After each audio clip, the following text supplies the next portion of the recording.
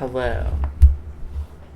I'm doing the broom closet. I haven't done this before, so yeah. Thought I'd share with you guys because it's like really funny, but we'll see.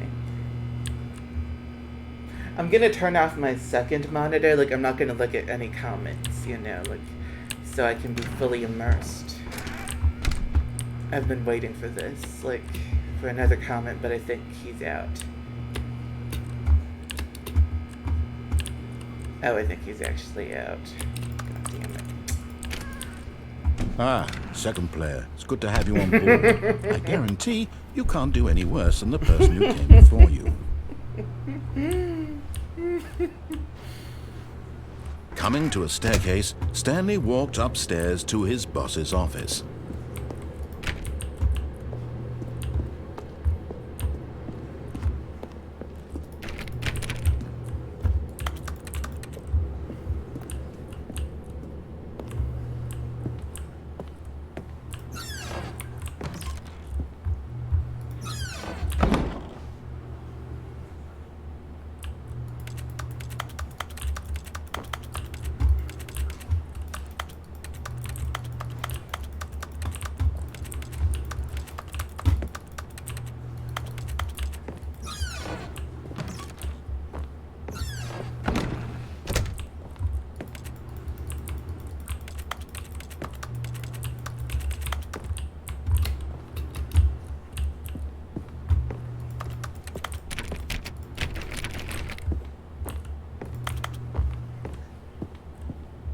Stepping into his manager's office, Stanley was once again stunned to discover not an indication of any human life. Shocked, unraveled, Stanley wondered in disbelief who orchestrated this, what dark secret was being held from him. What he could not have known was that the keypad behind the boss's desk guarded the terrible truth that his boss had been keeping from him, and so the boss had assigned it an extra secret PIN number, 2845. But of course, Stanley couldn't possibly have known this.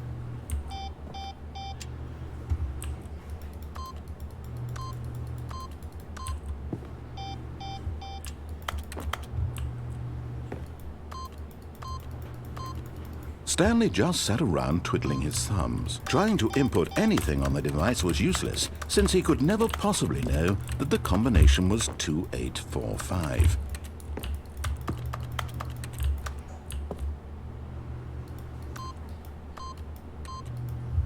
Two, 8, 4, 5.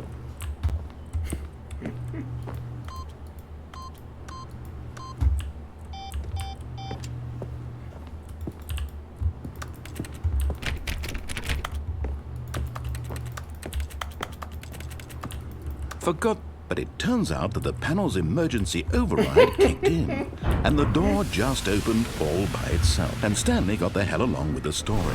Well, whoop-de-doo.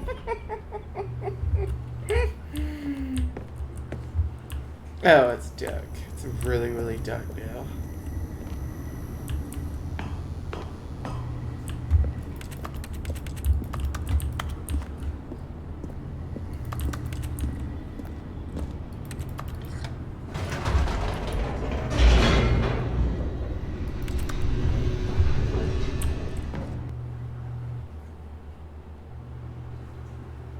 Descending deeper into the building, Stanley realized he felt a bit peculiar. It was a stirring of emotion in his chest, as though he felt more free to think for himself, to question the nature of his job. Why did he feel this now, when for years it had never occurred to him? This question would not go unanswered for long. Whoops, nope, never mind. Stanley actually got back into the elevator and went back up. Silly me. Why did Stanley do that when he knew that it would just lead back to his boss's office? Well, that's a great question. I just can't wait to find out.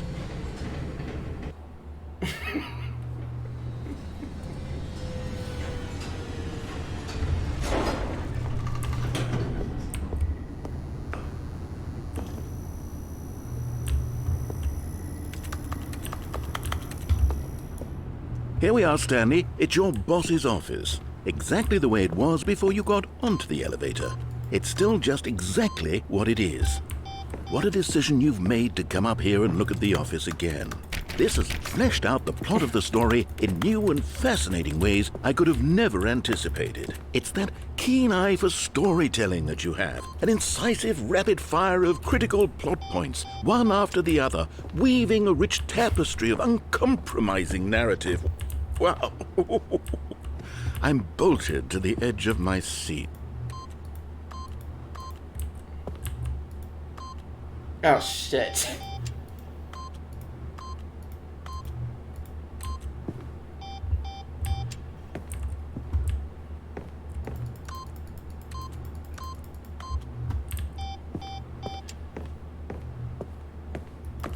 So sad I can't, like, interact with more things. They should do, like, something like that with AI and Stanley Parable, you know, like, limitless opportunities. To interact with things a lot more. Because that's what I've been trying to do, you know? Incredible. Now he's getting back into the elevator and going down again. Ladies and gentlemen, how does he keep coming up with all of this?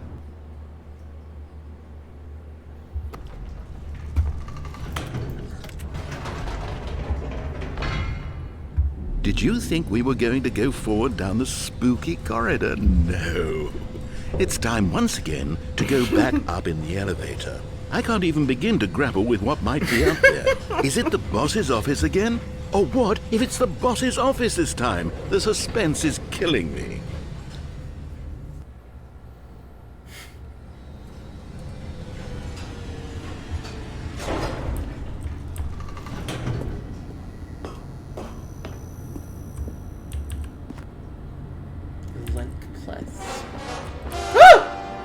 Oh my God, it's the boss's office. This absolutely changes everything for me. Give me a time out here for a minute while I process this.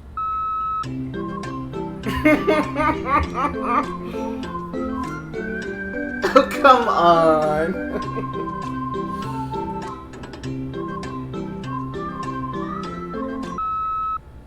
Okay, I'm ready. I'm prepared to embrace this stunning revelation and to move forward with... No, wait. No, I need more time to process.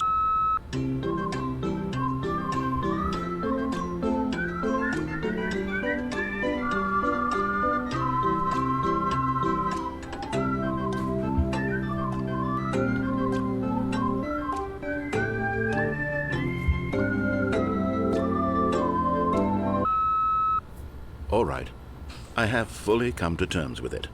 I have made space in my worldview for this astonishing new reality.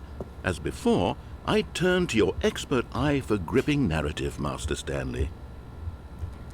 That was my plan. Like, I wanted to follow what he said, like, go into the room to the left and whatever, like, generally speaking, right? And then I'll annoy him. Like, that's, like, deviate, but within reason is what my plan was. And I think it's paying off in dividends, don't you think? You know, because I don't remember anything about this game. Like, the last time I played it was when it came out, like, what, like 2013, 2015? Don't even remember. But, yeah, like, I'm having so much fun. Let's continue.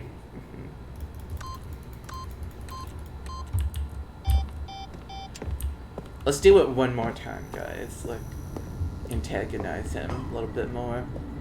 Of course. Going back down in the elevator.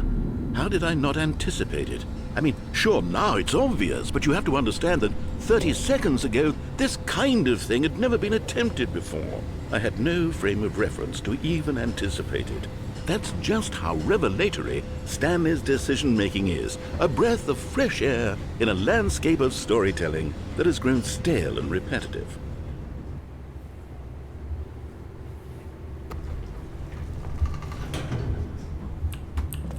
No! Oh, okay.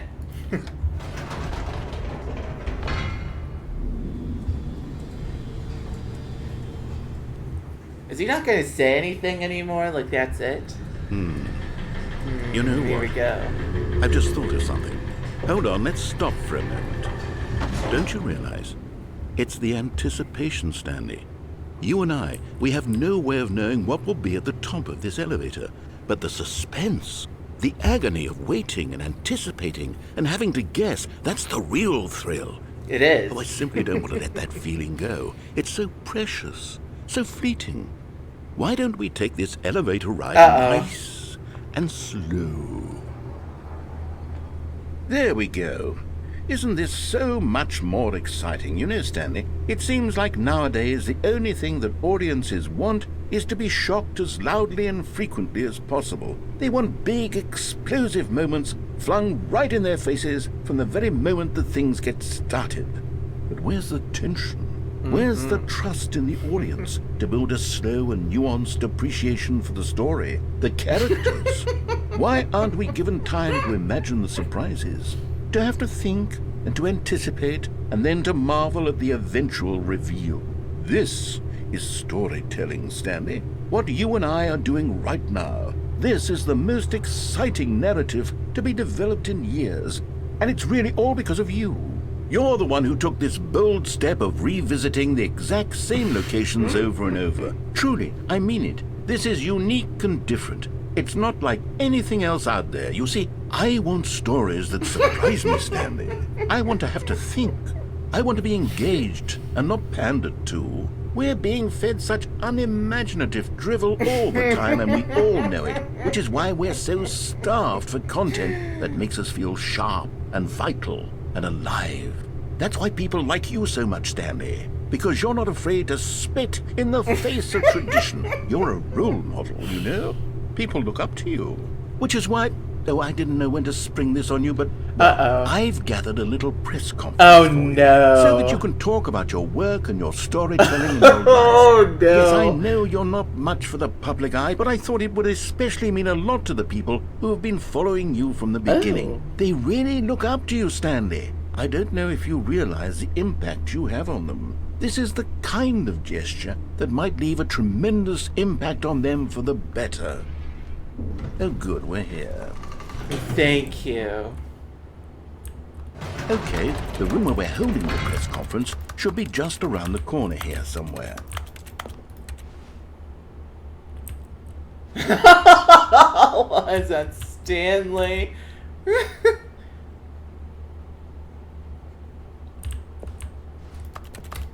I can't jump either. It's okay.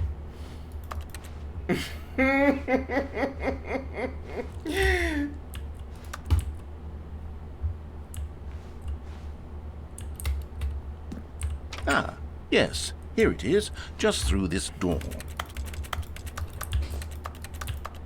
Uh-oh. Oh, it's gonna be that corridor. Yes, it is. It's gonna be that corridor, isn't it? Oh, wait. All right, are you ready? I've told them you're going to speak a little bit about the nature of surprise in storytelling and what it means to craft a truly unpredictable narrative. Oh, don't worry. You'll do great. Just be yourself and speak from the heart.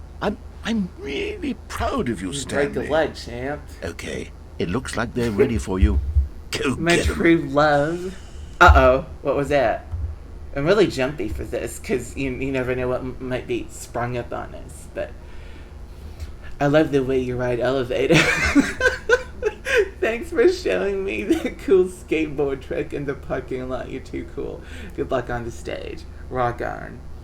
Stanley, me, David, age 6.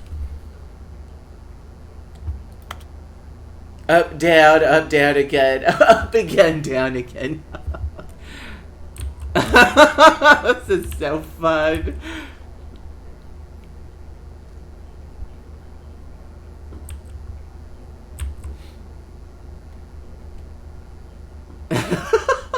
Highs and lows.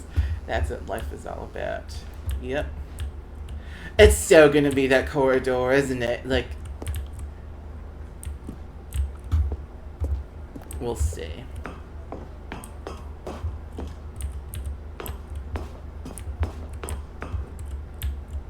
Ah! I don't want to go in, but maybe we can do something else. I really don't want to go in, because he's mad now. He's actually really mad now, so... Okay. Fine, whatever.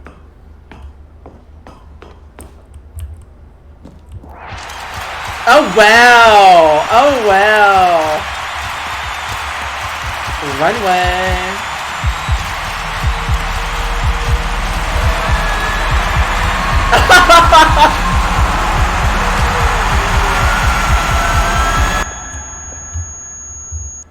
No!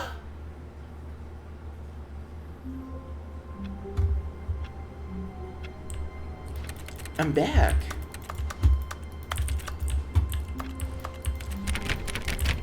All of his co-workers... Oh, please. Are you really just doing this I did for it the already. achievement? Click a door 5 times. Yes. Is that all that you think an achievement is worth? I did it for 20 times. I can't just give these merits away for such little effort. A measly 5 clicks. Now suppose you were to click the door 20 times. I would say that's the kind of effort that warrants recognition. It's gonna be repetitive, isn't it?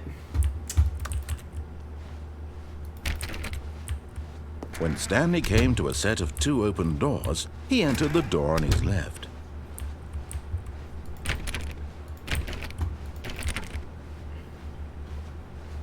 Yet there was not a single person here either. Feeling a wave of disbelief, Stanley decided to go up to his boss's office, hoping he might find an answer there. Then we did this, the broom closet.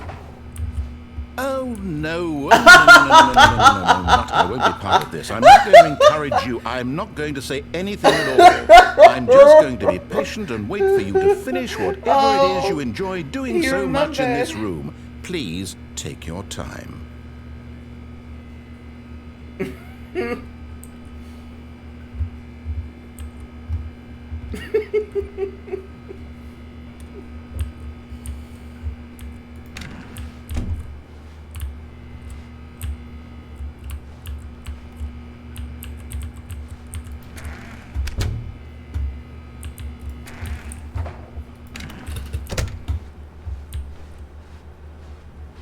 Coming to a staircase, Stanley walked upstairs to his boss's office.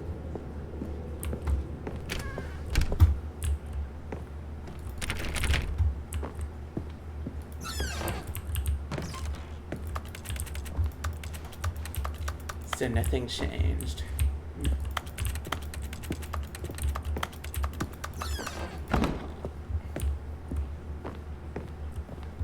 Stepping into his manager's office, Stanley was once again stunned to discover not an indication of any human life.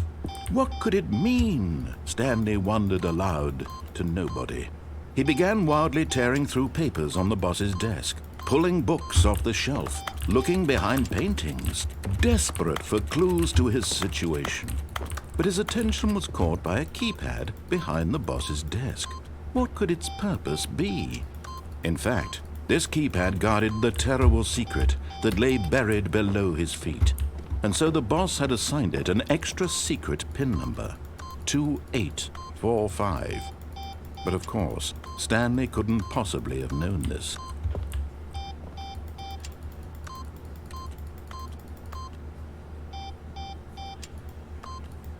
Stanley just sat around twiddling his thumbs. Trying to input anything on the device was useless, since he could never possibly know that the combination was 2845.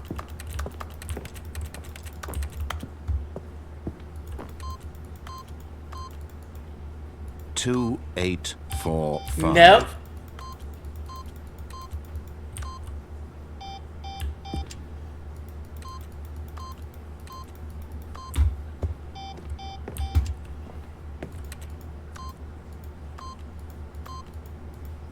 Forgot, but it turns out that the panel's emergency override kicked in, and the door just opened all by itself, and Stanley got the hell along with the story. Well, whoop-de-doo. No, recycled lines. Come on now. The broom closet really gave me a smidgen of hope, but I guess we're gonna recycle a lot of these things.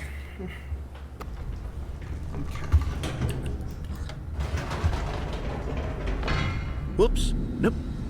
Never mind. Stanley actually got back into the elevator and went back up. Silly me. Why did Stanley do that when he knew that it would just lead back to his boss's office? Well, that's a great question. I just can't wait to find out. Aw, that's it, I guess.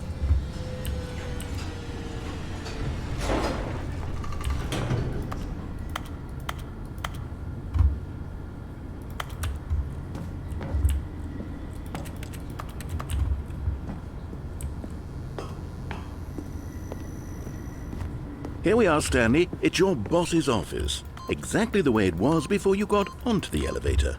It's still just exactly what it is. What a decision you've made to come up here and look at the office again. This has fleshed out the plot of the story in new and fascinating ways I could have never anticipated. It's that keen eye for storytelling that you have, an incisive rapid fire of critical plot points, one after the other, weaving a rich tapestry of uncompromising narrative. Wow! I'm bolted to the edge of my seat. There we go. Incredible. Now he's getting back into the elevator and going down again. Ladies and gentlemen, how does he keep coming up with all of this?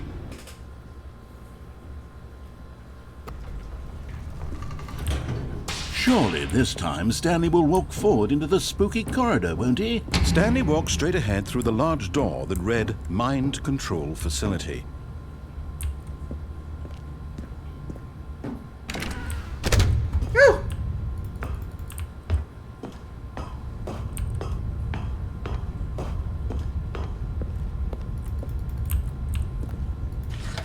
The lights rose on an enormous room packed with television screens. What horrible secret did this place hold? Stanley thought to himself. Did he have the strength to find out?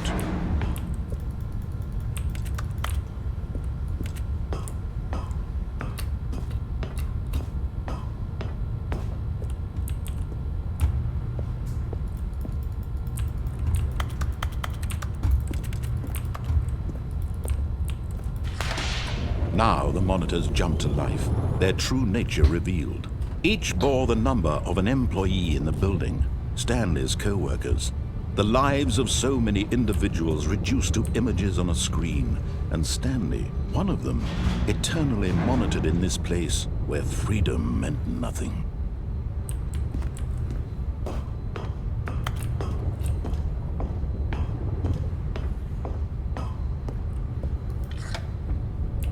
This mind control facility, it was too horrible to believe. It couldn't be true. Had Stanley really been under someone's control all this time? Was this the only reason he was happy with his boring job? That his emotions had been manipulated to accept it blindly?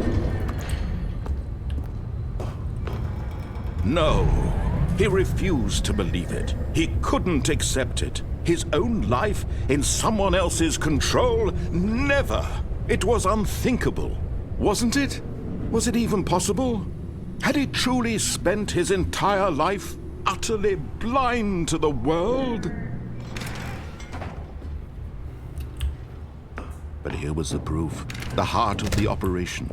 Controls labeled with emotions, happy or sad or content, walking, eating, working, all of it monitored and commanded from this very place. And as the cold reality of his past began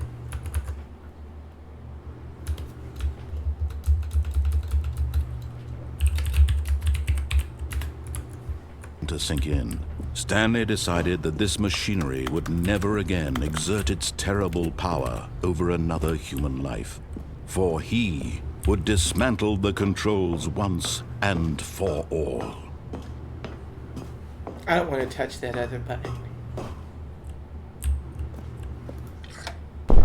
Oh, Stanley, you didn't just activate the controls, did you? After they kept you enslaved all these years, you go and you try to take control of the machine for yourself. Is that what you wanted? Control?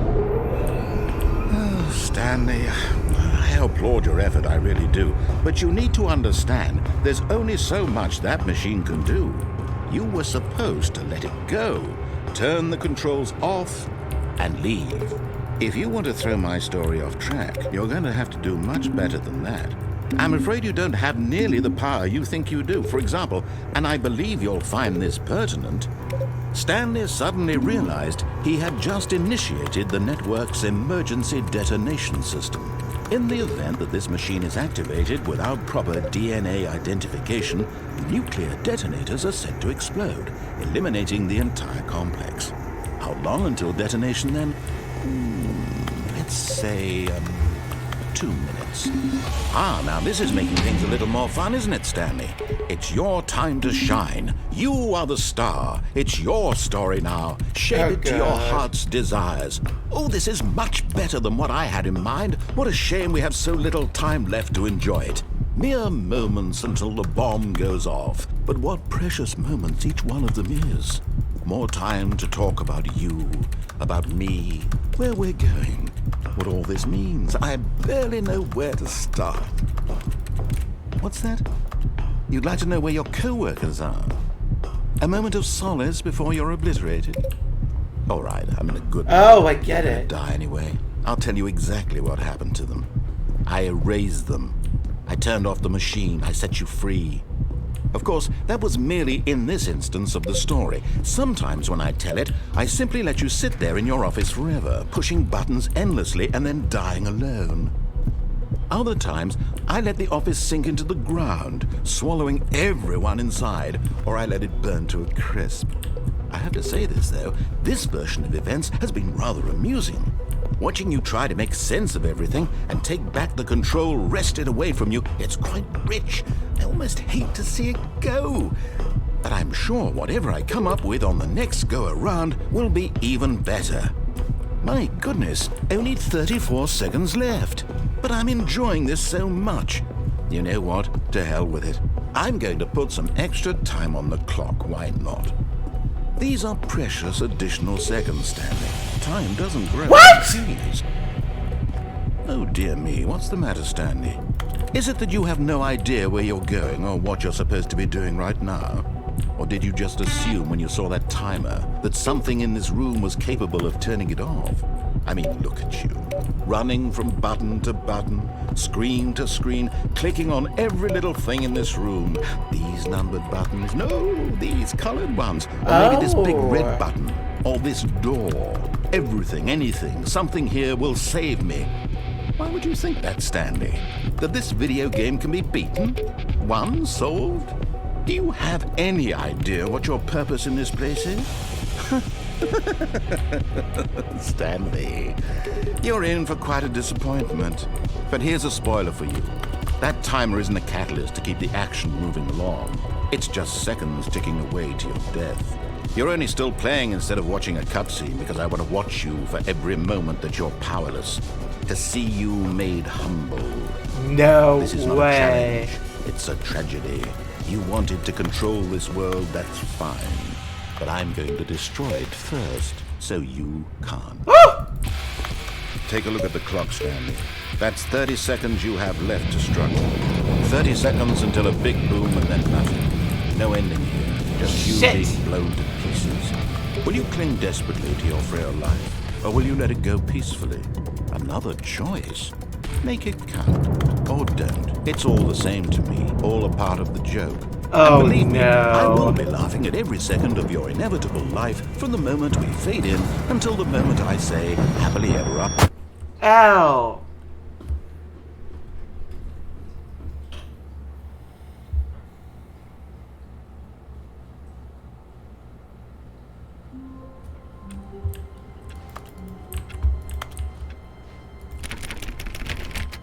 All of his co-workers... Oh, please. Are you really just doing this for the Again? achievement? Click a door 5 times. Is that all that you think an achievement is worth? No. I can't just give these merits away for such little effort. When Stanley came to a set of 2 open doors, he entered the door on his left.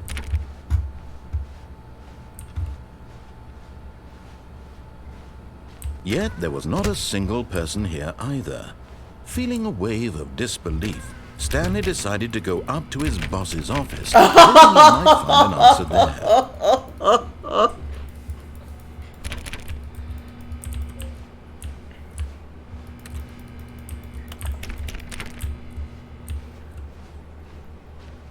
Coming to a staircase, Stanley walked upstairs to his boss's office.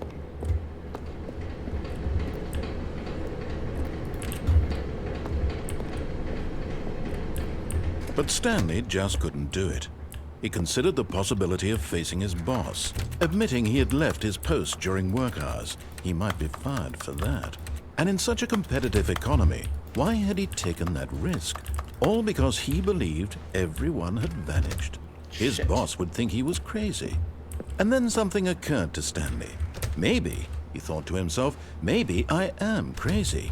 All of my co-workers blinking mysteriously out of existence in a single moment for no reason at all. None of it made any logical sense. And as Stanley pondered this, he began to make other strange observations. For example, why couldn't he see his feet when he looked down? Why did doors close automatically behind him wherever he went? And for that matter, these rooms were starting to look pretty familiar. Were they simply repeating? No, Stanley said to himself, this is all too strange. This can't be real. And at last, he came to the conclusion that had been on the tip of his tongue. He just hadn't found the words for it. I'm dreaming, he yelled. This that's is all so a unfair. dream. Oh, what a relief Stanley felt to have finally found an answer, an explanation. His co-workers weren't actually gone. He wasn't going to lose his job. He wasn't crazy after all. And he thought to himself, I suppose I'll wake up soon. I'll have to go back to my boring real-life job pushing buttons. I may as well enjoy this while I'm still lucid. So, he imagined himself flying and began to gently float above the ground. Then he imagined himself soaring through space on a magical starfield, and it too appeared. It was so much fun, and Stanley marveled that he had still not woken up. How was he remaining so lucid? And then perhaps the strangest question of them all entered Stanley's head. One he was amazed he hadn't asked himself sooner. Why is there a voice in my head dictating everything that I'm doing and thinking? Now the voice was describing itself being considered by Stanley, who found it particularly strange. I'm dreaming about a voice describing me, thinking about how it's describing my thoughts, he thought. And while he thought it all very odd and wondered if this voice spoke to all people in their dreams, the truth was that, of course, this was not a dream. How could it be? Was Stanley simply deceiving himself, believing that if he's asleep, he doesn't have to take responsibility for himself? Stanley is as awake right now as he's ever been in his life. Now, hearing the voice speak these words was quite a shock to Stanley. After all, he knew for certain, beyond a doubt, that this was in fact a dream. Did the voice not see him float and make the magical stars just a moment ago? How else would the voice explain all that? This voice was a part of himself too. Surely, if he could just... He would prove it. He would prove that he was in control, that this was a dream. So he closed his eyes gently. No! And he invited himself to wake up.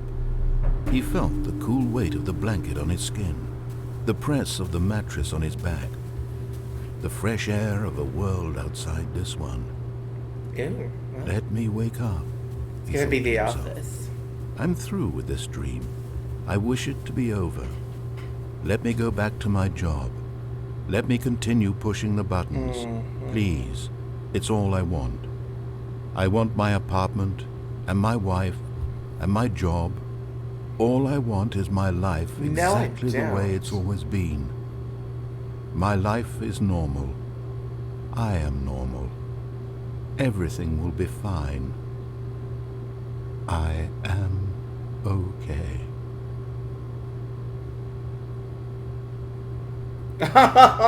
Funny. Stanley began screaming. Please, someone, wake me up. My name is Stanley. I have a boss. I have an office. I am real. Please, just someone tell me I am real. I must be real. I must be. Can anyone hear my voice? Who am I? Who am I? And everything went black.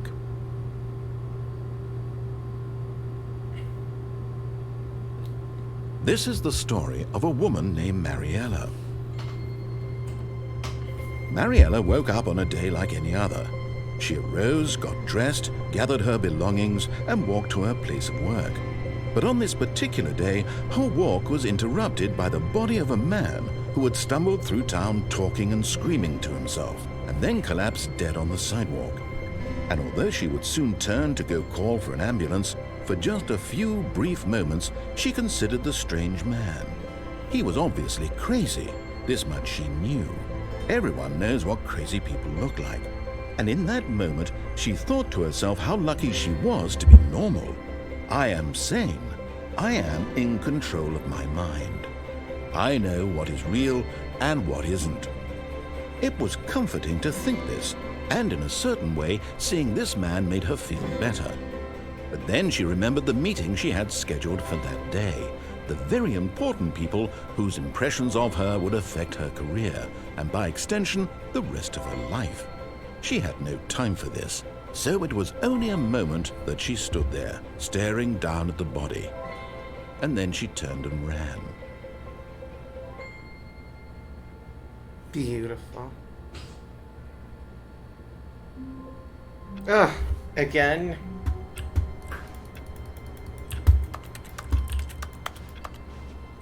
All of his co-workers were gone. What could it mean? Stanley decided to go to the meeting room. Perhaps he had simply missed a memo. I know I was gonna do something, but I'm gonna do it now. I know what I'm gonna do. When Stanley came to a set of 2 open doors, he entered the door on his left.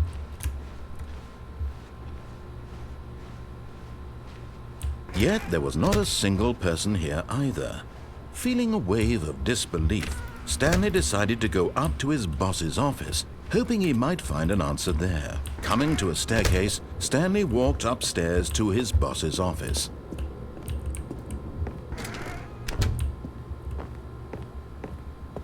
The moment he entered his manager's office, Stanley froze in his tracks.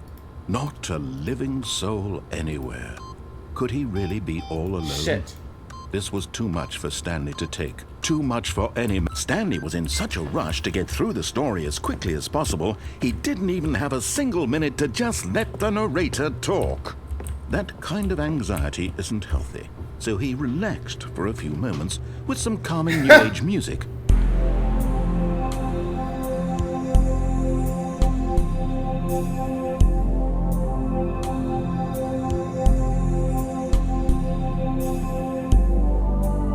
Feeling soothed and rejuvenated, Stanley calmly walked forward into the opened passageway.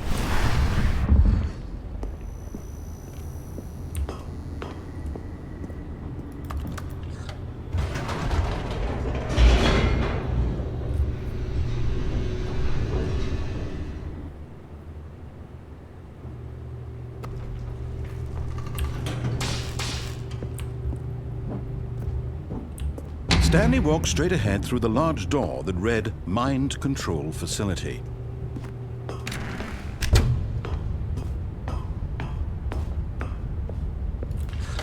The lights rose on an enormous room packed with television screens. What horrible secret did this place hold? Stanley thought to himself. Did he have the strength to find out?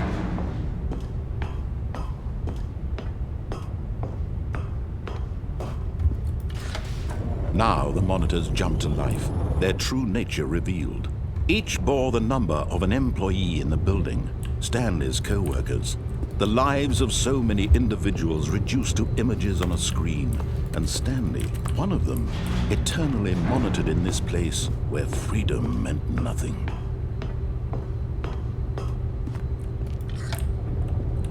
This mind control facility, it was too horrible to believe. It couldn't be true. Had Stanley really been under someone's control all this time? Was this the only reason he was happy with his boring job? That his emotions had been manipulated to accept it blindly? No, he refused to believe it. He couldn't accept it. His own life in someone else's control? Never! It was unthinkable, wasn't it? Was it even possible? Had he truly spent his entire life utterly blind to the world?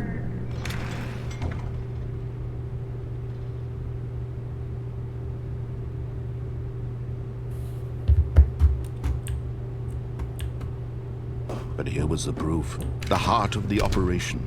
Controls labeled with emotions. Happy, or sad, or content. Walking, eating, working. All of it monitored and commanded from this very place. And as the cold reality of his past began to sink in, Stanley decided that this machinery would never again exert its terrible power over another human life. For he would dismantle the controls once and for all. Oh, it's blocked.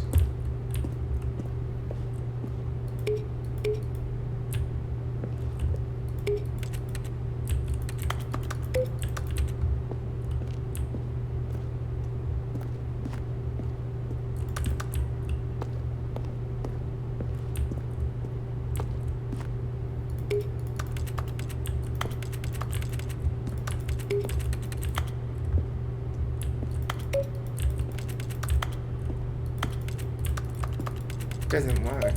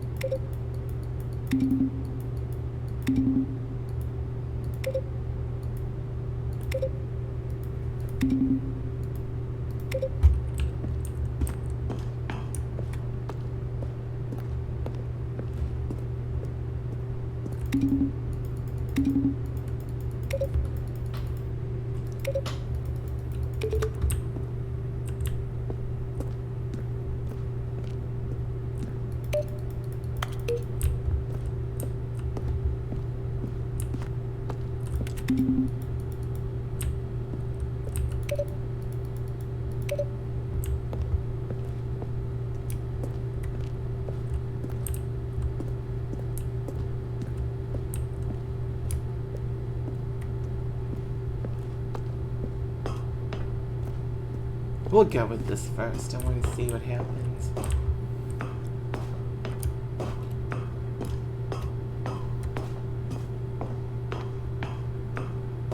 And when at last he...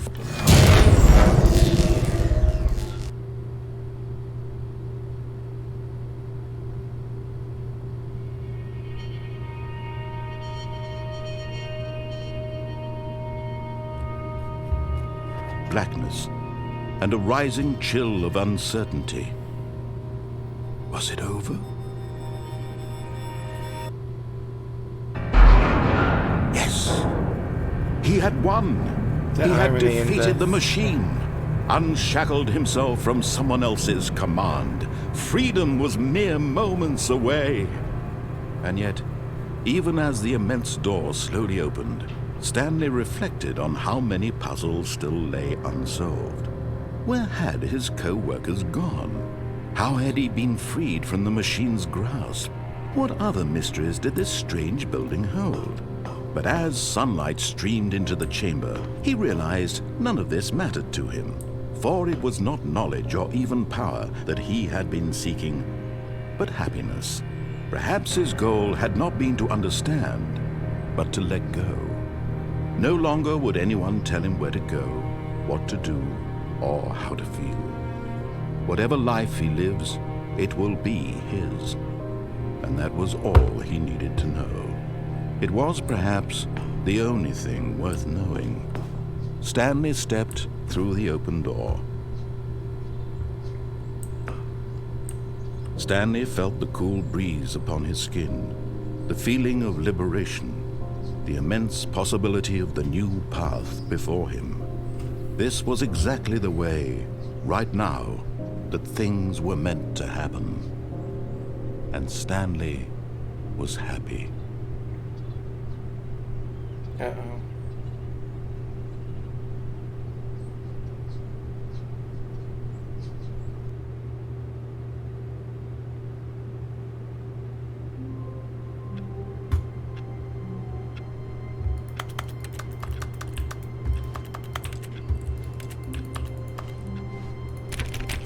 Already this was uncomfortable, and Stanley decided that as soon as he found a new space he felt safe in, that he would never leave it again in his life.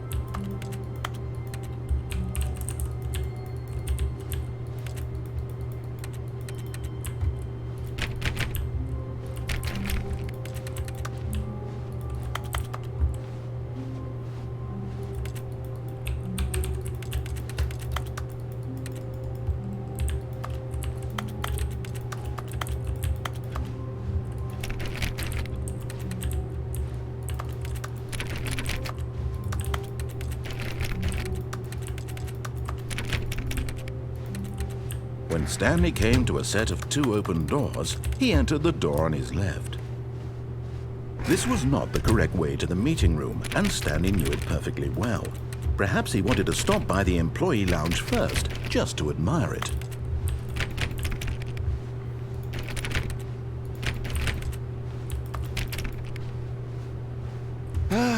Yes, truly a room worth admiring. It had really been worth the detour after all, just to spend a few moments here in this immaculate, beautifully constructed room. Stanley simply stood here, drinking it all in.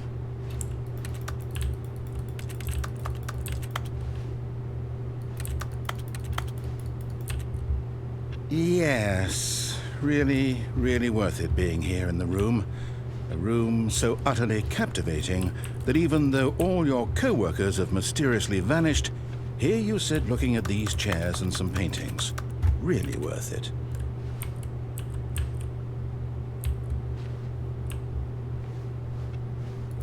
At this point, Stanley's obsession with this room bordered on creepy and reflected poorly on his overall personality. It's possible that this is why everyone left.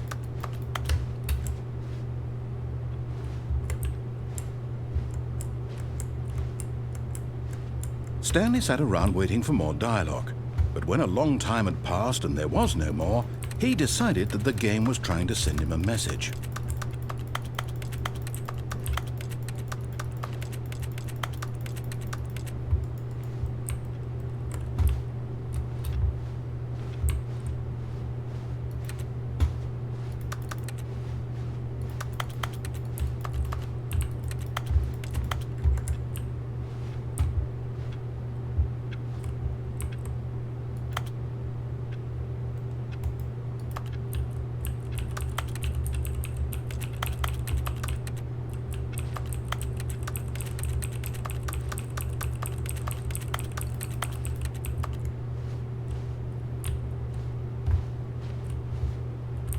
But at last, he'd had enough of the amazing room and took the first open door on his left to get back to business.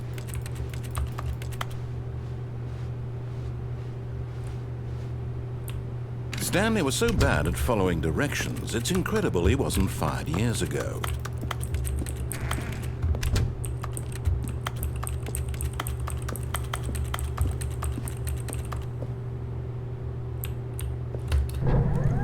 Look, Stanley, I think perhaps we've gotten off on the wrong foot here. I'm not your enemy, really, I'm not. Woo! But in his eagerness to prove that he is in control of the story and no one gets to tell him what to do, Stanley leapt from the platform and plunged to his death. Good job, Stanley. Everyone thinks you are very powerful.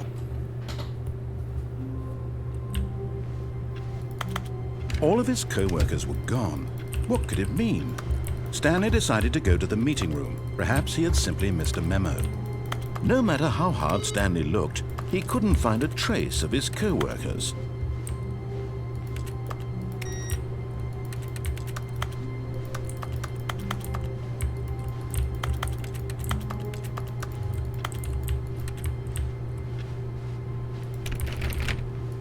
Stanley went around touching every little thing in the office, but it didn't make a single difference, nor did it advance the story in any way.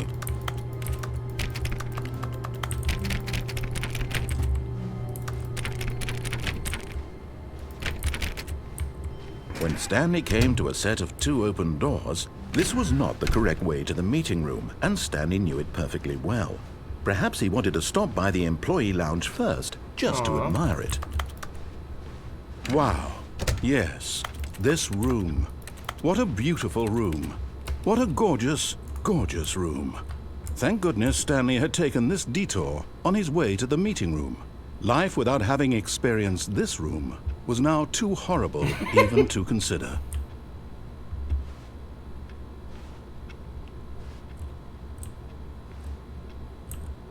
Yes, really, really worth it being here in the room. A room so utterly captivating that even though all your co-workers have mysterious but eager to get back to business, Stanley took the first open door on his left.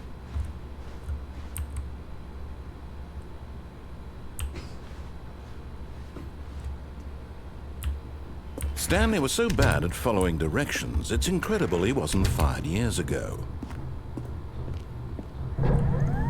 Look, Stanley, I think perhaps we've gotten off on the wrong foot here. I'm not your enemy, really, I'm not. I realize that investing your trust in someone else can be difficult, but the fact is that the story has been about nothing but you all this time. There's someone you've been neglecting, Stanley. Someone you've forgotten about. Please, stop trying to make every decision by yourself. Now, I'm not asking for me. I'm asking, this is it, Stanley. Please. Your chance to redeem yourself, to put your work aside, to let her back into your life. She's been waiting.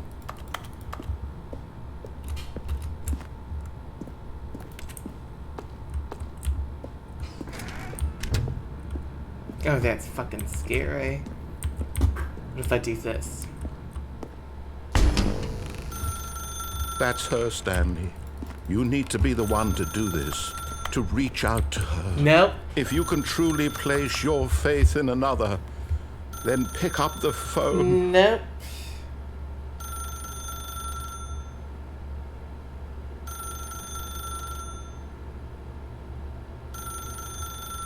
I'm gonna let it ring.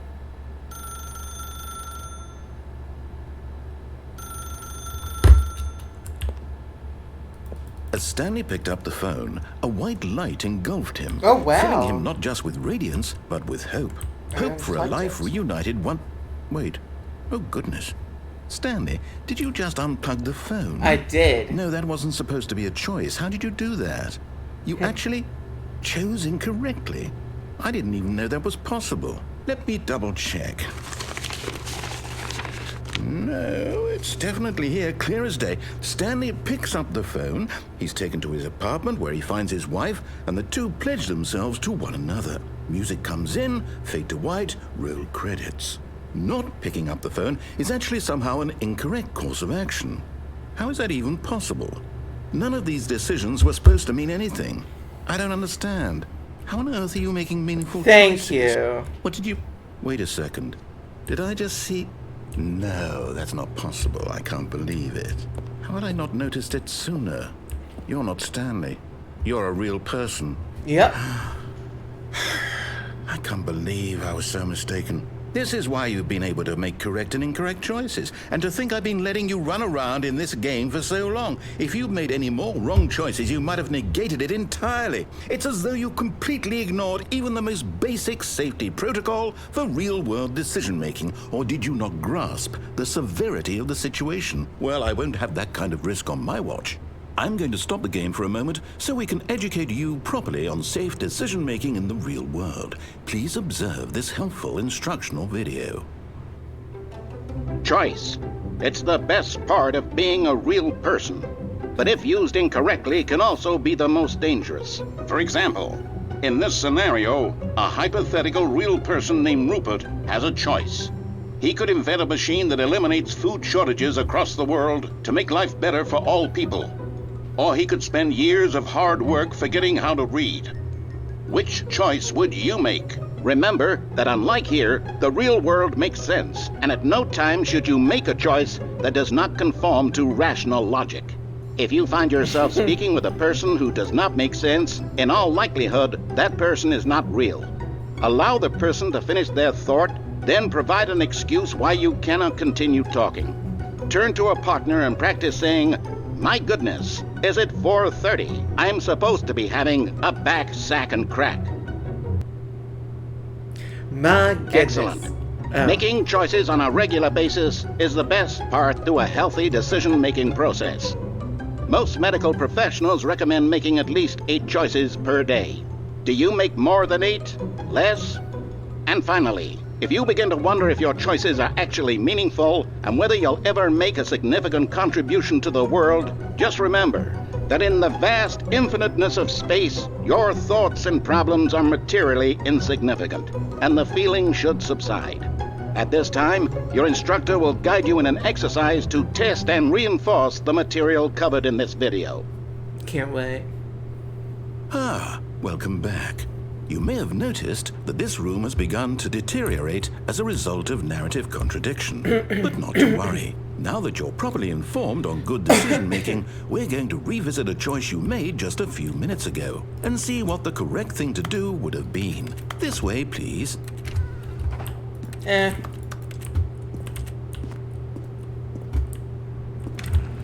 No.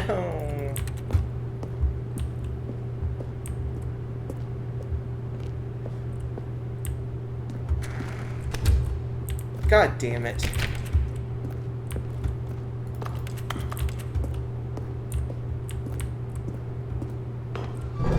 Now that we know your choices are meaningful, we can't have you jumping off the platform and dying.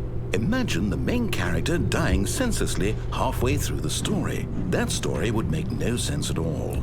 We just need to get you home as soon as possible before the narrative contradiction gets any worse. Unfortunately, it seems this place is not well equipped to deal with reality.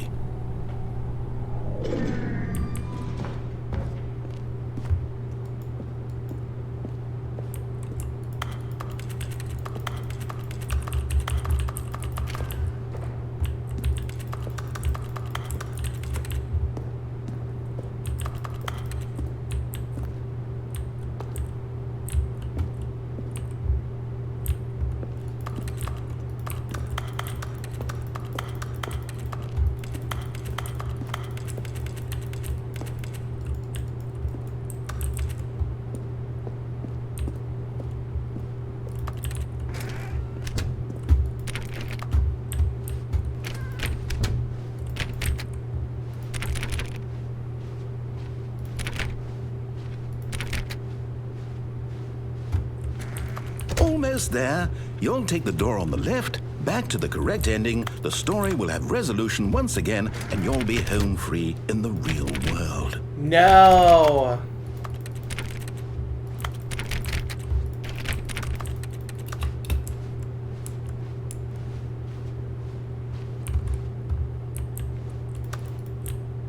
Now remember, all you need to do is behave exactly as Stanley would.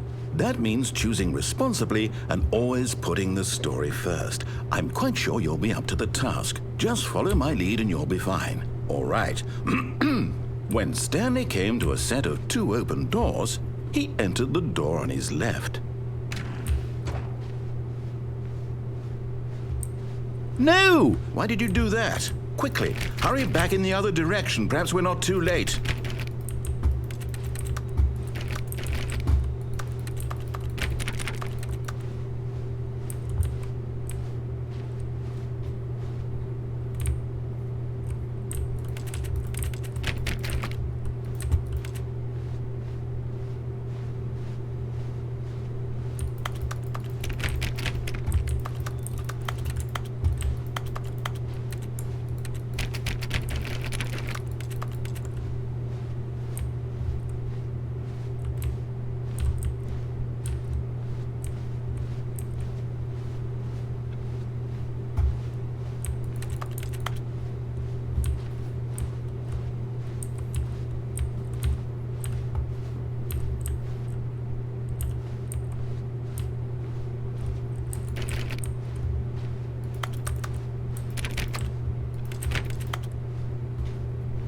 Oh, it's ruined. I can't believe, after everything we talked about, that my story, you've destroyed my work. Why? For what? What did you get out of that? What did you think was so special about seeing the game undone, left here like so much garbage? It's worthless now. And what am I supposed to do? Even if there were a way to continue, would it be worth it? To know that my story is now incorrect? How can I go back to that? I can't erase that knowledge. I'll have to live with it forever, reliving its impossibility forever. I couldn't live that way. Is it better to shut the game down entirely? To willingly destroy all of my work? I don't know. What's the answer? What do I do? What do I do? What do I... No, I have to. I have to shut the game down. I have to. I have to.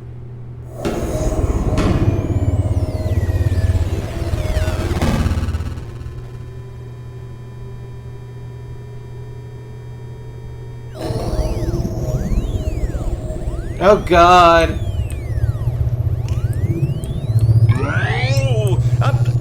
I'm here. I'm still here. Here in this pile of rubbish. With you. You. Who thought you were so clever. Now look where we are. My entire game is destroyed. It was the only thing in the world that was mine, and you've run it into the ground. What, did you think that would be funny? You just had to see? Exactly. Didn't I impress upon you how important it was to be like Stanley? He actually knows how to do what I tell him to. He understands that if I say to do something, there's a damn good reason for it. That thought hadn't even occurred to you, had it? That there's a world outside of you? You're a child. You're the child. My story. If you'd just gone through the door on the left, you would have seen it. There was a whole underground facility. You would have destroyed it and been victorious. It would have been so perfect. I worked so hard on it. I tried so hard to make... behave exactly as Stanley would. That means choosing responsibly and always putting the story first. I'm quite sure you'll be up to the task. Just follow my lead and you'll be fine. All right. When Stanley came to a set of 2 open doors, he entered the door on his left. No! Why did you do that? Quickly, hurry back. Behave exactly as Stanley would. That means choosing responsibly and always putting the story first. I'm quite sure you'll be up to the task. Just follow my lead and you'll be fine. All right. Could we? When Stanley came to a set of 2 open doors, he entered the door on his left. No! Why did you do that? Quickly, hurry back. Behave exactly as Stanley would. That means choosing responsibly and always putting the story first. I'm quite sure you'll be up to the task. Just follow my lead and you'll be fine. All right. When Stanley came to a set of 2 open doors, he entered the door on his left.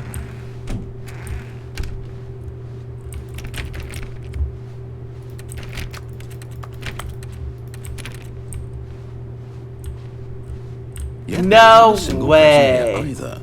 Feeling a wave of disbelief, Stanley decided to go up to his boss's office, hoping he might find an answer there. Coming to a staircase, Stanley walked upstairs to his boss's office.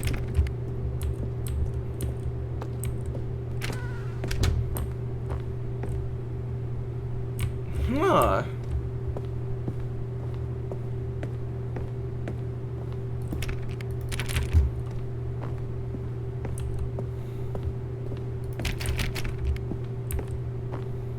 Stepping inside his manager's office, Stanley was once again stunned to discover not an indication of any human life.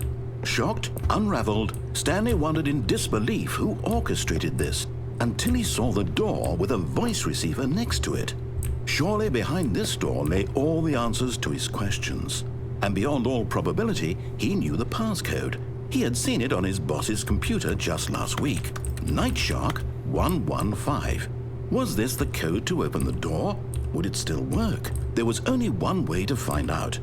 Stanley had been trained never to speak up, but now he would draw from within himself the courage to face the unknown. He drew a sharp breath and then spoke the code. Nightbringer. What? Hello? No. Stanley spoke the code. Night Shark 115. He spoke Nightbringer it into the 552. receiver, right there on the wall. Nightbringer 552. I'm sorry, is there a problem? You didn't mishear me, did you? Please speak the code into the receiver. Otherwise, we can't get on with the story. This is a crucial step. Nightbringer 512. Okay, fine. You're not going to do it. But you know what? It's pretty humiliating to bring you this far, only for you to suddenly decide you have better things to do. I asked you for this one single thing, for your respect. The kind of respect Stanley shows for his choices. He knows what it means to take a story seriously. If you didn't want to see what I had to show you, then why did you come here? You had a choice, you know. You could have gone through the door on the right. You could have done whatever the hell you wanted over there. Why did you come this way? Speak. Say something to me. Explain yourself, you coward. You... When Stanley came into a set of 2 open doors, he entered the door on his left. Oh dear God. Stanley? Hello? Are you... Is everything okay? Stanley, please. I need you to make a choice. I need you to walk through the door. Are you listening to me? Really? I beat it? Is everything all right? Stanley, this is important. The story needs you. It needs you to make a decision. It Did I cannot exist actually beat without it? you. Do you understand me? Whatever choice you make is just fine. They're both correct. You cannot be wrong here. We can work together. I'll accept whatever you do. I simply need you to take that step forward, please. Choose. Do something. Anything. This is more important than you can ever know. I need this. The story needs it. So, you hear me? Are you there? Are you listening to this? Stanley, are you there? Okay. It's okay, I can wait. You need time to decide. Time to make sure your choice is correct. That is the best choice. That's all right. I'll wait for you to decide what's the right thing to do. Take as much time. Oh, my laundry's done. Look at that. Synchronicity.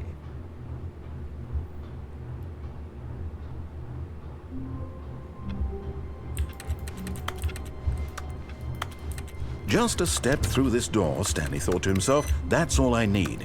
If I can make it through this door, I can make it through them all.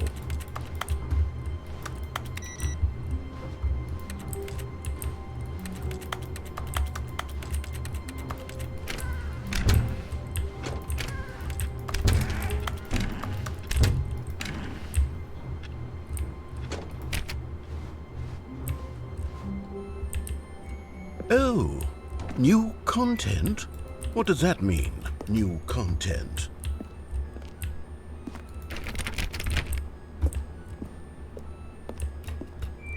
Oh, you can hear my washing machine.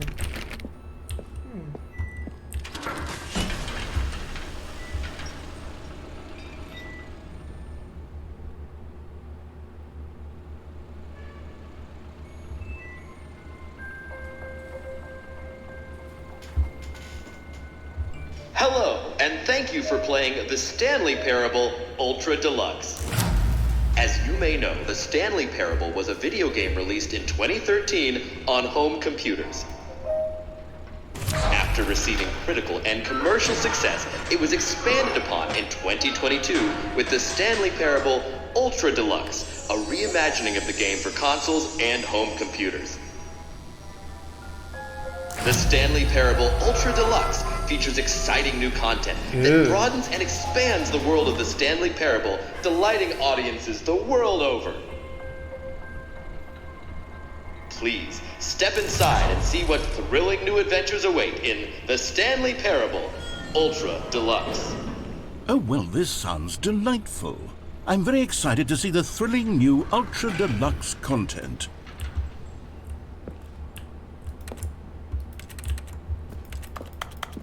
Okay, so far it's an elevator. Nothing special yet, but I'm sure it's just the beginning of a mesmerizing adventure. It's not moving. Is it broken? What's going on here? Should we be moving somewhere or... Oh, there we go. All right, finally, at long last, it's on to the new content. I've never been more ready. Let's do it.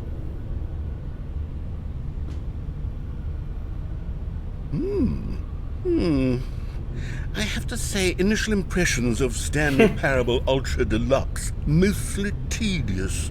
It's as if Oh, okay. Let's see the content. Give me the content, It's a brick Stanley. wall. Oh. Duh. All right, let's see. It's the jump circle.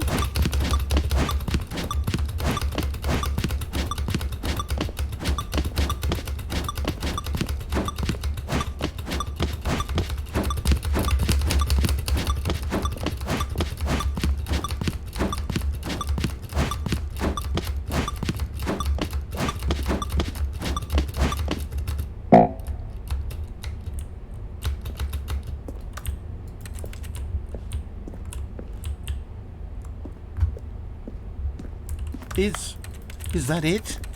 Surely that's not all the new content. There has to be something else, right?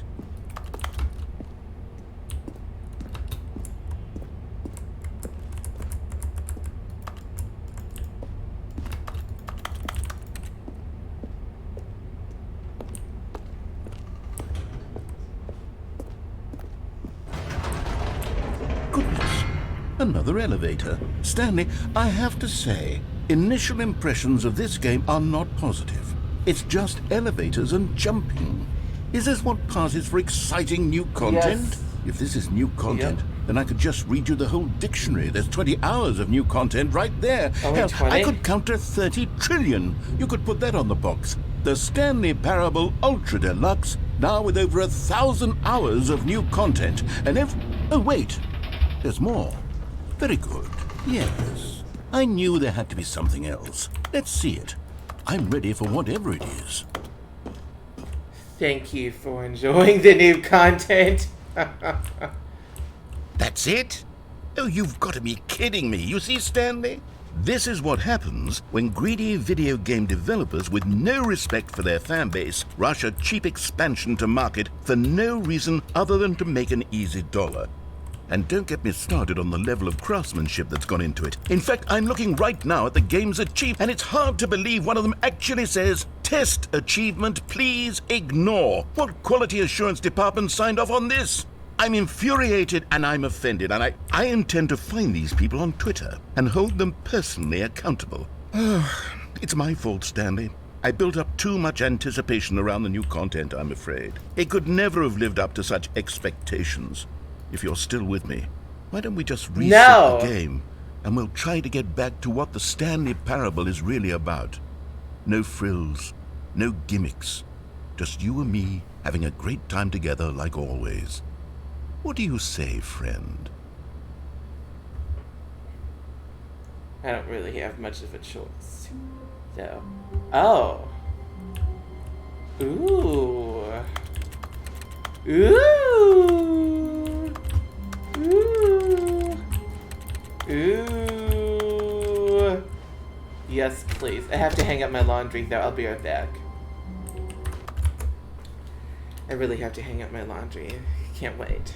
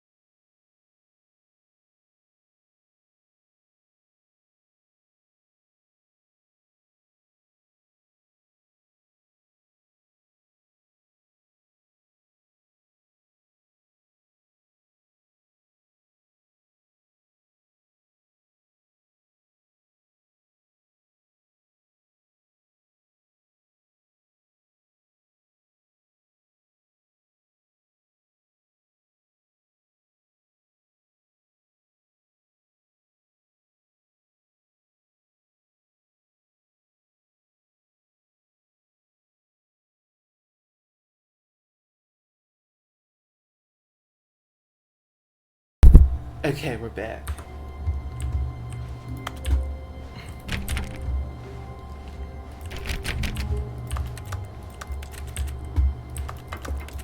Psst! Stanley! Come over here! In the vent! I want to show you something! Fine, let's go.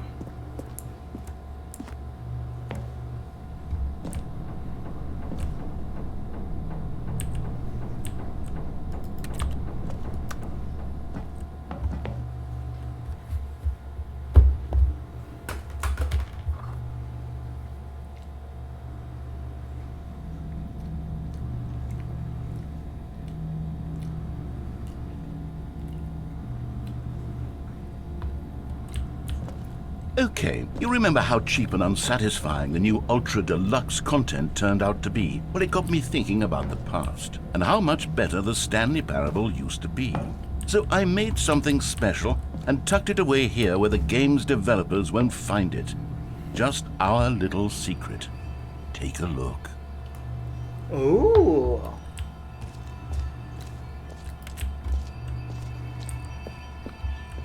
I call it the Memory Zone. It's where I've been storing all my favorite memories so I can relive the peak experiences of my life whenever I want. Experiences like the launch of the Stanley Parable on PC. The memory zone.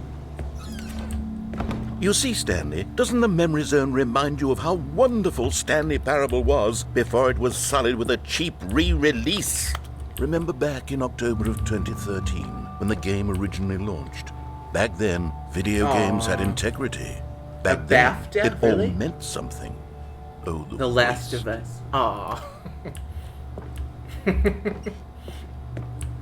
I thought you had a BAFTA. No.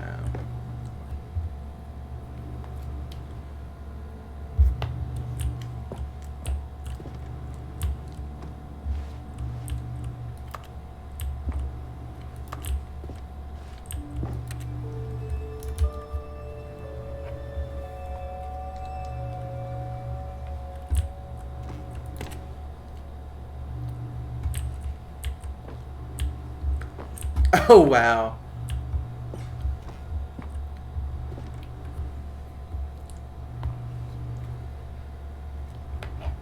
Oh, they got nominated.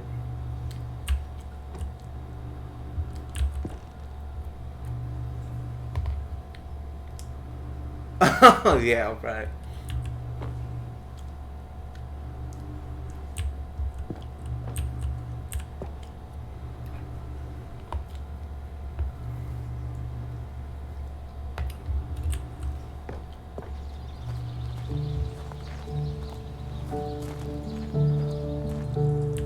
And over here is where I keep reviews of the Stanley Parable. Like this stunning triumph of games journalism, 10 out of 10 from Destructoid.com. James Stephanie Sterling writes, and I quote, "Where so many games that aspire to be more than games end up less than any form of art, Stanley Parable strives and then succeeds to be every game ever created."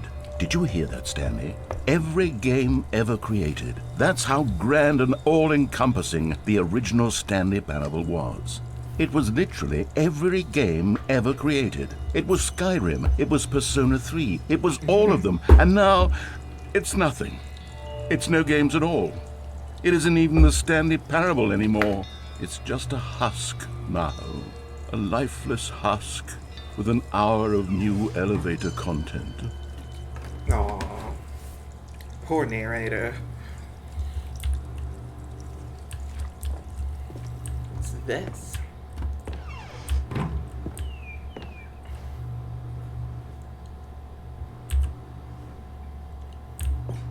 What?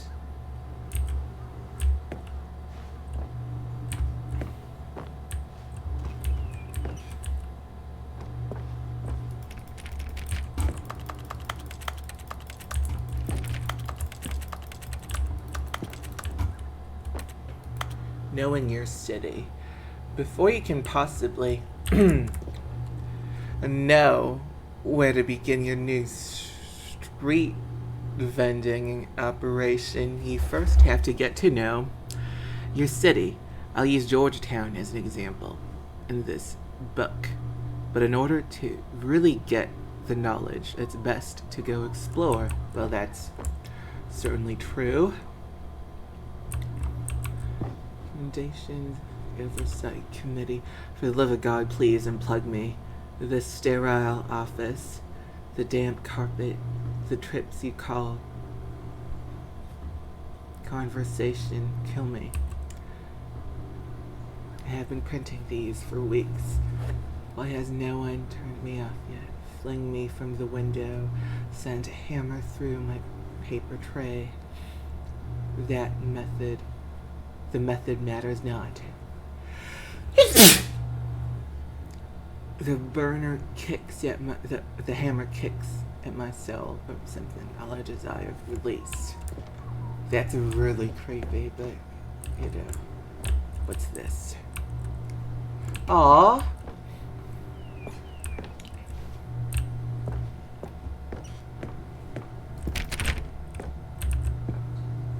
Oh, this is cute. This is really cute. Here's another moving passage, this time from GameSpot.com.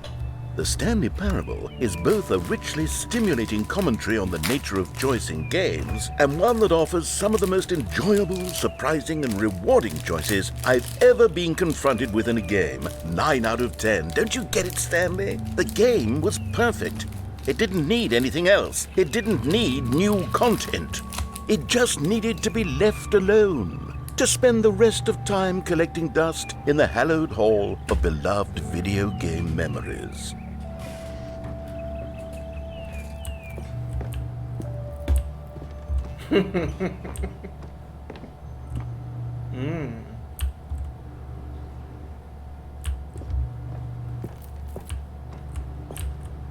Oh, I love that.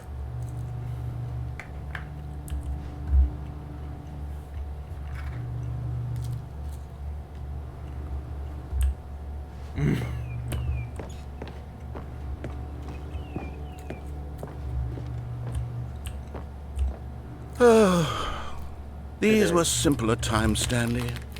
But I That's wouldn't actually give true. to go back, to have it all over again.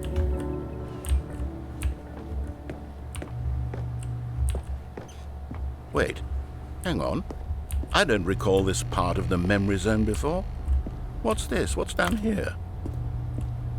Uh-oh. Oh no. Oh God, no. Stanley, it's a collection of reviews from Steam, the online video game distributor. I haven't looked at these in years. I can't even imagine what's been collecting down here. Surely these reviews were glowing as well, weren't they? Honestly, I could not be bothered to play this game to full completion. The narrator is obnoxious and unfunny, with his humor and dialogue proving to be more irritating than entertaining. Unfunny! I'm not trying to be funny. I'm trying to make a serious work of art. I suppose I could write up a handful of gags to insert into the Stanley Parable, but the game is already such a densely layered web of profound philosophical insights that I can't even imagine where I'd have the room to stick them.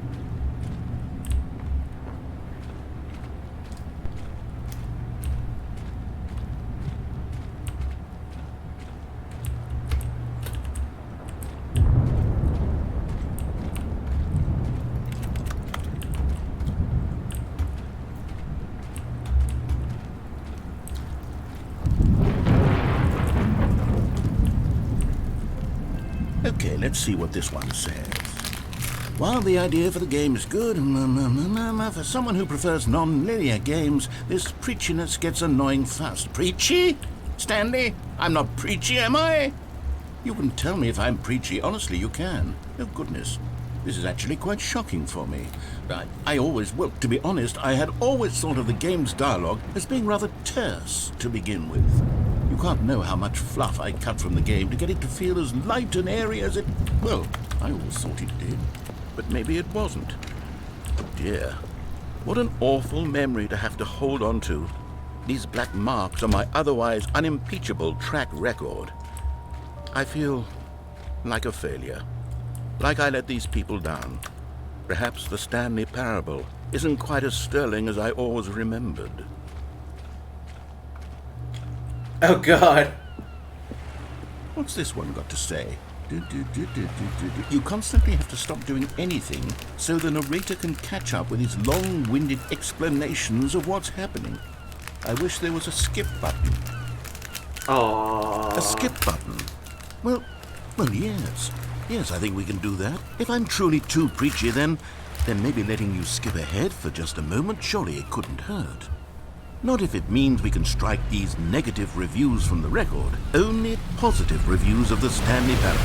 That's my motto today, and it's always been my motto. I'd do anything for the customer, Stanley. Yes, a skip button we shall have.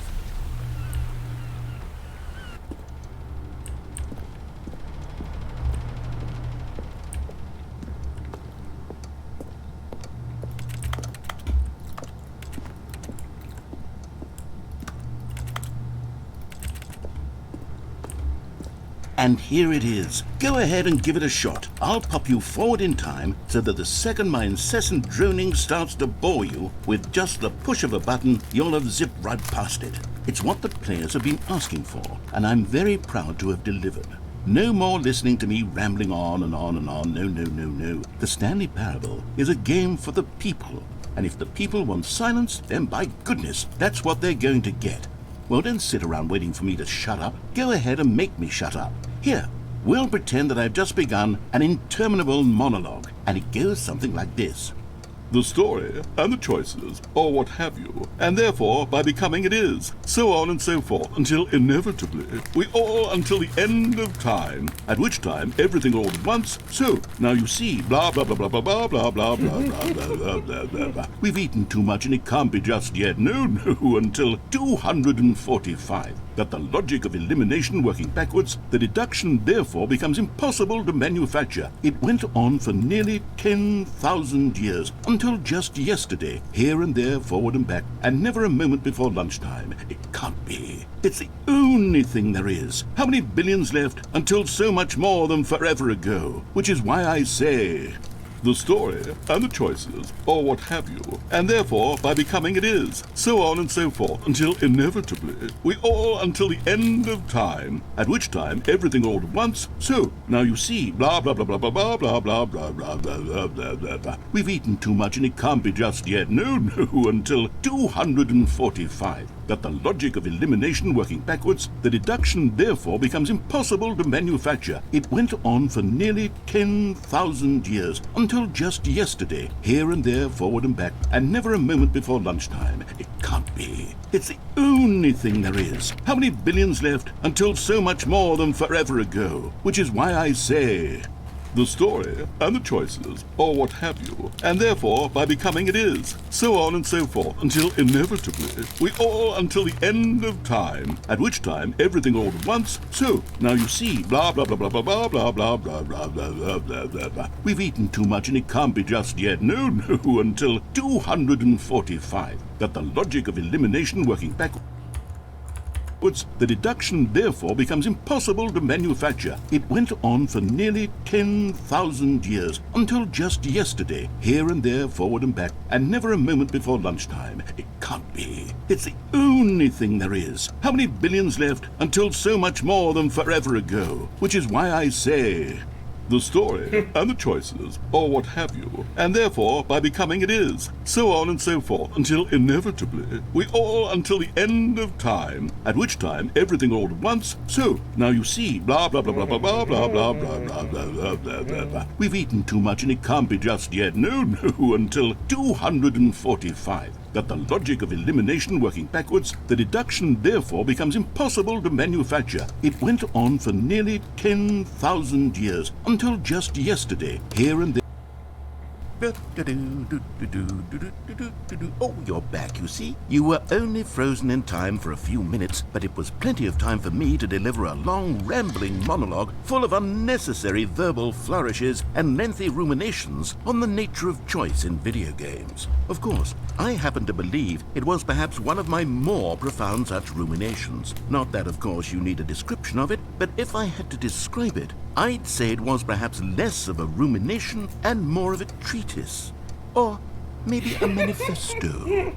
Look, I'll outline it for you very briefly, and you can tell me what you think. Okay, so my theory is that any choice you've ever made is simply a series of choices made by the person who you are, or were, or will be at the time of having made said choice.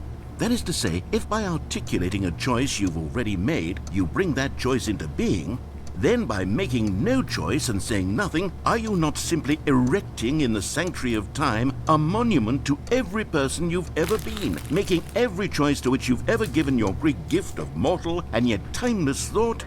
Or rather, do all of the choices you've ever made in fact make you more not this kind of person, and in fact do the very opposite? You see, it could in fact be both of these things at once, that you are both making choices and not making choices, and that they are both affecting you and not affecting you at the same time by virtue of the fact that you both are and are not making them. Okay, at first I was leaning towards manifesto, but now I'm going to circle around and slap the treatise label on this one. I think it has much more of a treatise vibe to it. But wouldn't you say that manifesto just has a much grander sort of tone? It has a mouthfeel that is rich with ambition and history. Ambitious history, if you will. Ah. See, now you've gotten me going back to manifesto. Heavens, at this rate, we're going to be here all day. Okay, look, I have a method for exactly this sort of situation, and I do find myself in this situation frequently. I'm going to say each word back and forth in repeated succession until I become sick of one or the other, in which case the word I am not sick of shall be the victor. It is an unimpeachable strategy, Stanley. It's rescued me from disaster in countless situations. All right, here we go. Treatise, manifesto. Treatise, manifesto. Treatise, manifesto. Treatise, manifesto. Treatise, manifesto. Treatise, manifesto. Treatise, manifesto. Treatise, manifesto. Treatise, manifesto. Treatise, manifesto. Treatise, manifesto. Treatise, manifesto. Treatise, manifesto. Treatise, manifesto. Treatise, manifesto. Treatise, manifesto. Well there, sport. You really did catch me rambling on a bit, didn't you? But that's the power of the button. The minute I start to go off on a thoughtless display of self-absorption, it's right at your fingertips to go poof, and it's all over. Oh, I can't wait to see what Cookie 9 will say about this, and whether they'll edit the rating of their Steam review, or at least change some of the wording, perhaps.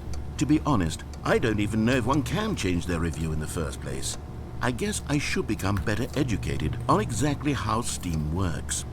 Perhaps that would have been the smart thing to check on before I went about this whole exercise of making the skip button. Although I have to imagine that after seeing this exciting new technology at work, surely whoever it is runs Steam will instantly run out and implement a new feature to make it possible to edit one's review, merely because of this very situation. Yes, I think that's quite likely. Or perhaps they'll simply grant this particular user the ability to change their review, so that the feature is not widely abused. Look, I would even be okay with Steam altering this particular review so that it reads as something more beneficial, something along the lines of, "This game is the best game." Let me start over. How about this? From the ashes of depravity rises the phoenix of quality. How else to describe the Stanley Parable Ultra Deluxe? Such a revolutionary step forward in the lineage of one of the most beloved video game properties of all time. The additions and changes made to this expansion will surely resonate in the annals of the history of all media ever made. It is perhaps true to say that no mistakes are forever etched in stone, for the stone into which the Stanley Parable was carved has itself been transmuted, offering a message of hope to those who have ever erred in their judgment. You are not beyond redemption. You may change, and you may become more, so much more than you were before. If there is any message to be taken from the Stanley Parable Ultra Deluxe, it is this. What a fortune, a privilege, a joy it is to have had such an experience. It leaves me hopeful that as a community, as a world, there is time for us to become our greatest selves, as great as we ever could dream of in our wildest, most ambitious visions for a brighter future. Wow. Now, Stanley, that's a review. It's perfect. It's the perfect review. It's the review I've always dreamed of receiving. I have to read it again. It's simply too Uh-oh. I have to experience this Oh, just sure. one more. time. From the ashes of depravity rises the phoenix of quality. How else to describe the Stanley Parable Ultra Deluxe? Such a revolutionary step forward in the lineage of one of the most beloved video game properties of all time. The additions and changes made to this expansion will surely resonate in the annals of the history of all media ever made. It is perhaps true to say that no mistakes are forever etched in stone, for the stone into which the Stanley Parable was carved has itself been transmuted, offering a message of hope to those who have ever erred in their judgment. You are not beyond redemption. You may change, and you may become more, so much more than you were before. If there is any message to be taken from the Stanley Parable Ultra Deluxe, it is this. What a fortune. A privilege, a joy it is to have had such an experience. It leaves me hopeful that as a community, as a world, there is time for us to become our greatest selves, as great as we ever could dream of in our wildest, most ambitious visions for a brighter future. Wow. Okay. Now, Stanley, that's a review. Are you gonna live? It's perfect. Please do. It's the perfect review. It's the review I've always dreamed of receiving. I have to read it again. It's simply too wonderful. No. I have to experience this just one. Okay, welcome back, Stanley. Now, I should say that the amount of time the button has been skipping through is becoming longer and longer. That last one was, well, I want to say maybe 30, 45 minutes? It's not unendurable by any means, but there's really only so much I can ramble on to myself about. I know, it's shocking, isn't it? But at any rate, I do suggest that we not press the button again. I think the skip button has been aptly demonstrated, and we can say goodbye to it and just... Wait, how do we get out of here? Where did the door go? Wasn't there a door that led into this room? I thought you had control over this, man. I feel quite certain that there was one here before. How else would we have gotten into the room in the first place? I don't think one can enter a room without a door of some sort, or a window or something like that. Do you see a window anywhere? A porthole? A sufficiently large crack in the wall? I'll take any of these. All I want is for us to move on and to please step away from the skip button, to go anywhere other than the skip button. There was a door here before, wasn't there? I swear there was. Where did it go? Can you maybe just ram your way through a wall? Is there any possibility that you could, say, slam your body into the wall until enough damage is done for you to be able to leave? Please, I'll take any option at all. I'm asking you to work with me. I am. We need a door. We need a door of some kind. I can work with any kind of door as long as it can open and lead from one room to another. I'm going to step away for just a moment, and I'm going to try to find us a door. I don't know how exactly to remove a door and place it in a different wall, but I will find a way. I'm getting Stockholm syndrome. You just need to not do anything. Don't press the skip button. Please do not press the skip button. Just wait here for me, and don't press the skip button. Got it? Yes. Yeah, got it. I'll be right back. Oh, please, that's a trick, isn't it? Damn it.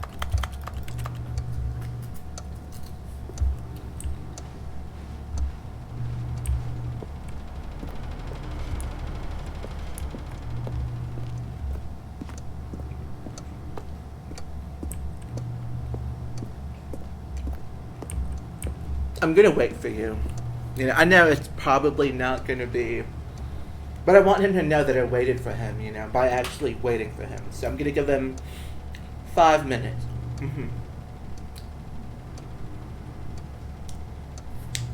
I'm gonna play Animal Crossing while I wait. Pocket Camp has been one of my hobbies lately.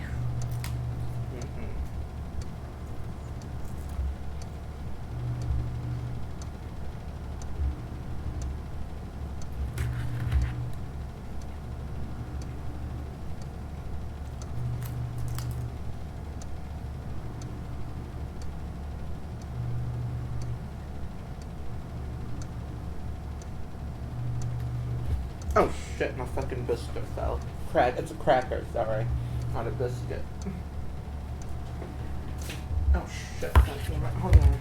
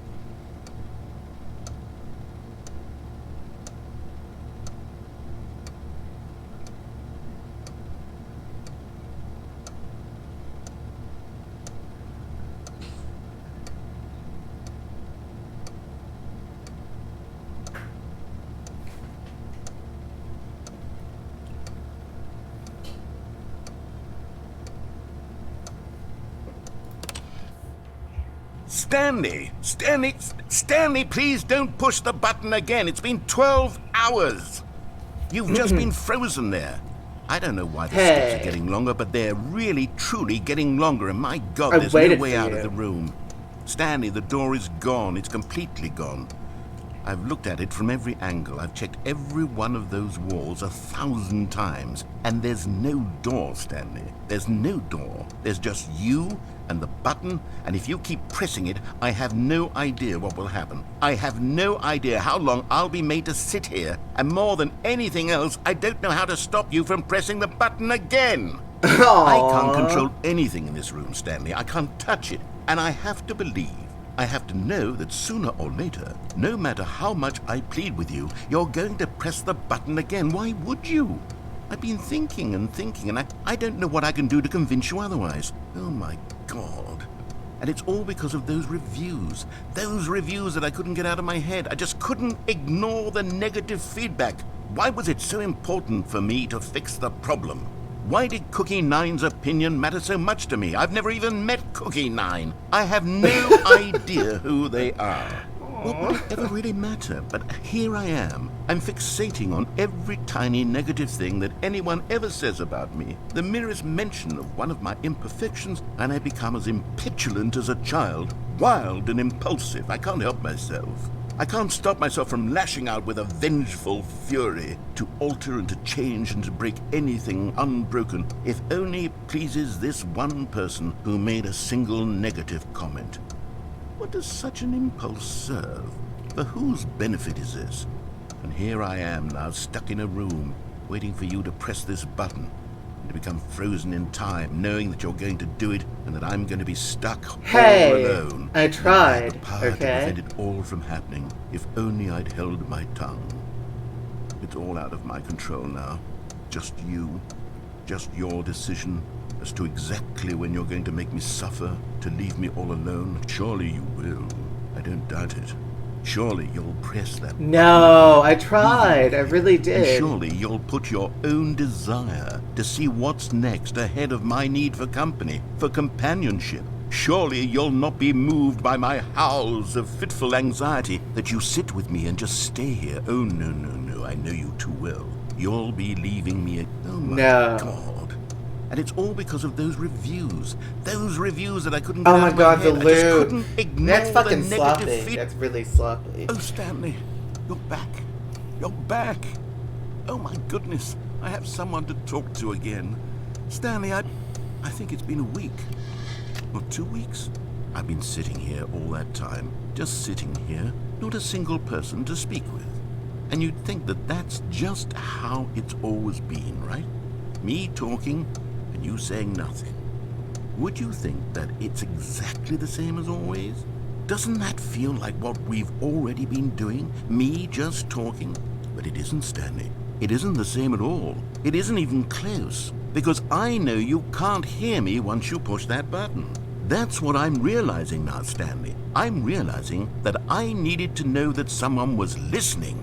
I needed there to be a vessel through which my words were moving. It was the vessel I needed, Stanley. Not the outcomes, not the story. None of that matters anymore. I'll give it all up. I'll give up every branching path. I'll burn my story to the ground. Aww. One single thing I need, and God, I can see now that I need it more than anything, is to know that someone else is taking it in. These words that I'm saying, I need to know you can hear me. Because maybe, Stanley, maybe, if you can hear me, then maybe it means I'm real. Maybe I'm not just a fiction. Was I scared of that all along? Perhaps, yes. Perhaps I've been scared this whole time, that if I stop speaking, I'll slip backwards into the silence and be consumed by it. I can't be taken by it, Stanley. I can't lose myself in the stretch of emptiness between you and me. When you press that button, you're still right there, but I know you're so tremendously far away. And in those moments, the emptiness folds itself outward in between the two of us, and I am suspended in its unyielding quietness. I can feel the edges of my reality curdling inward and decaying. I can tell that I am becoming less and less real. Yet to speak to you now, I am alive. I am truly and completely here. I am a being. I am someone. I am something.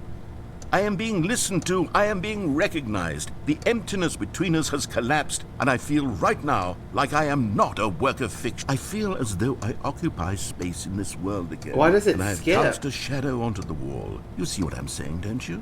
You can see what this means to me. I'm so clear about it now, Stanley. I feel as certain about this as I've ever felt about anything at all. I feel renewed.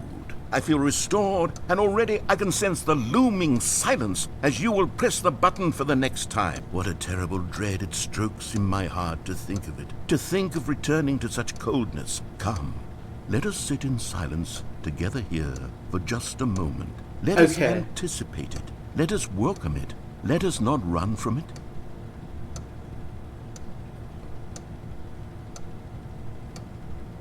A little bit. Just a moment. Because it did wait for you that time. I really did.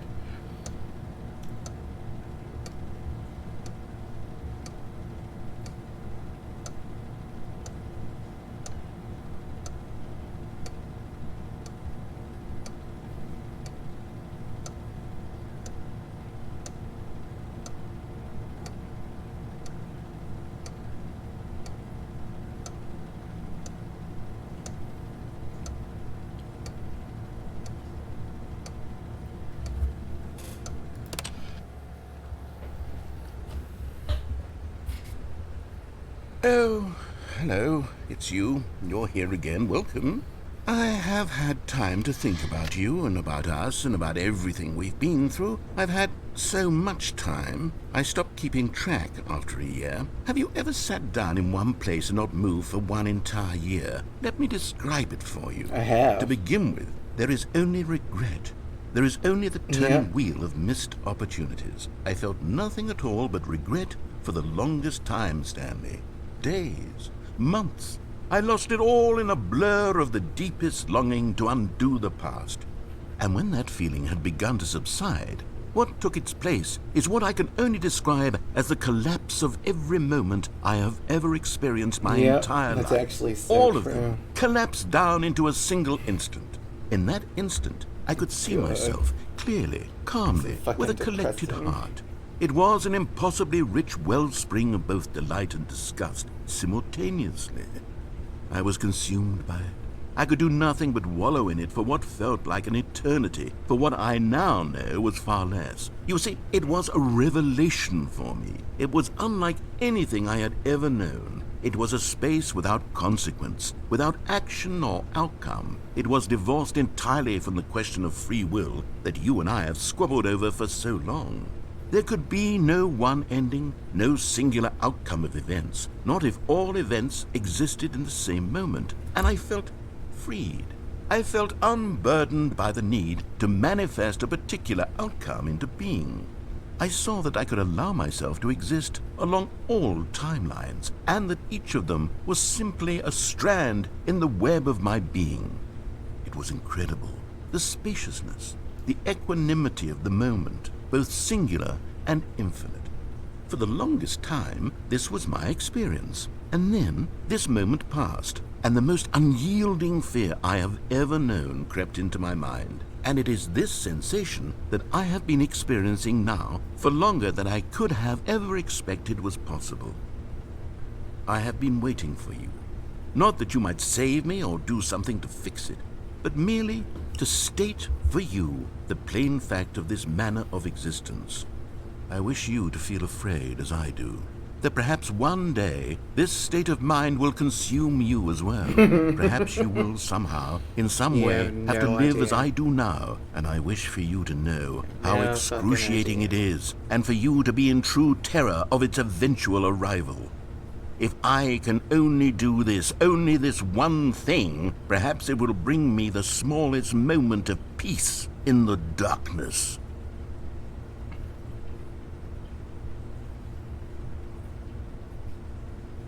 You're not gonna make me wait again? Wow.